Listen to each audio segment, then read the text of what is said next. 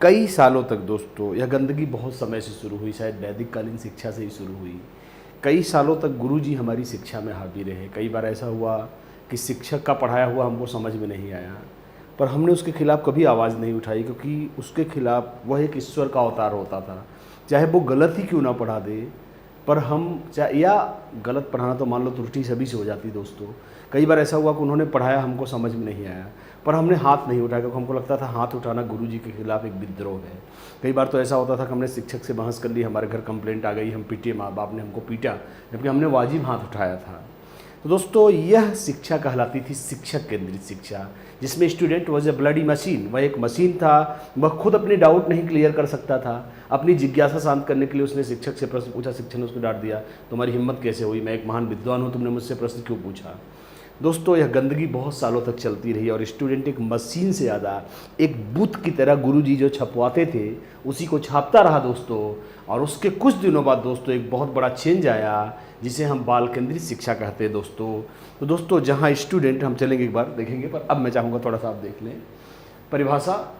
यहाँ दोस्तों यह परिभाषा है एनसीएफ 2005 की। किसकी है दोस्तों? एनसीएफ 2005 की। मैं दोस्तों बहुत परिभाषाएं पढ़ी, पर मुझे लगता है दुनिया की सबसे बेहतरीन परिभाषा क्या है?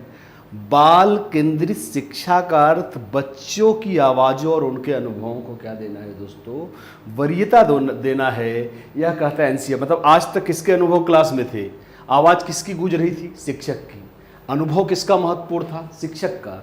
पर अब यह कहानी उलट गई दोस्तों। वो क्या कह रहा है कि बाल केंद्रित शिक्षा का अर्थ है बच्चा क्या जानता है। मैं आपको एक उदाहरण से समझाऊंगा, एक बार देखेंगे।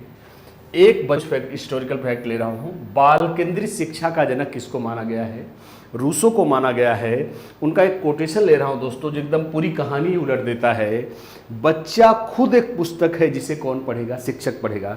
मतलब उन्होंने कहा शिक्षक बच्चे को क्या पढ़ाएगा? बच्चा तो अपने आप में खुद ही एक बुक है जिसका कोई आदि अंत नहीं है। शिक्षक आजीवन पढ़े बुढ़ा हो जाएगा पर बच्चे को समझ नहीं पाएगा। अर्थात शिक्षा का केंद्र शिक्षक नहीं बल्कि कौन है दोस्तों? बालक है। आप समझ ही गए होंगे। उनकी प्रसिद्ध पुस्तक एमिल, आपने पढ़ा होगा बीटीसी बीएड में।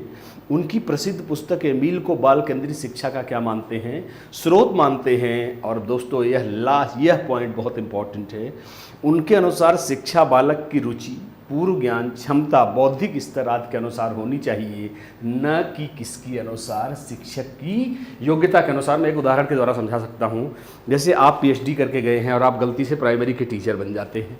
अब दोस्तों अब आप कक्षा 1 में अपनी पीएचडी की डिग्री थोड़ी पढ़ाओगे। आप वहाँ पे कोई थीसिस थोड़ी लिखोगे, बड़े बड़े व्याख्यान थोड़ी दोगे। आपको तो वहाँ क ख पढ़ाना पड़ेगा, पर किसकी ज़रूरत के अनुसार? क्या क ख आपको सीखना है? नहीं।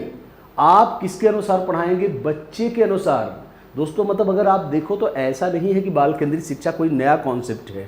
इनफैक्ट अगर फ्रैंकली मैं बोलूँ तो शिक्षा तो शुरू से ही दोस्तों क्या थी? बाल केंद्रित थी दोस्तों। और इसे हम क्या कहेंगे? फिर से सुनेंगे। बाल केंद्रित, यहाँ पे देखेंगे फिर से बहुत ही दमदार। रुचि किसकी? बालक की। पूर्व ज्ञान, अभी आपको बैलगाड़ी का उदाहरण दिया, किसका? बालक का।